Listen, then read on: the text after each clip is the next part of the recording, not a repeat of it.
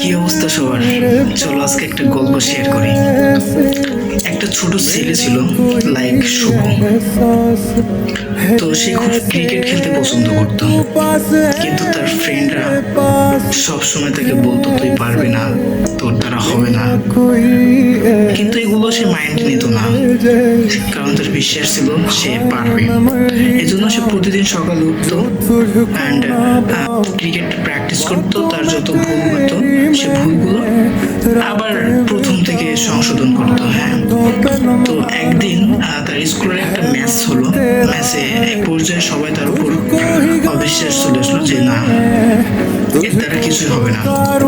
তো তারপর একটা ক্যাচ ধরলো, অবিশ্বাস্য একটা ক্যাচ ধরে তার টিমকে জয় এনে দিল।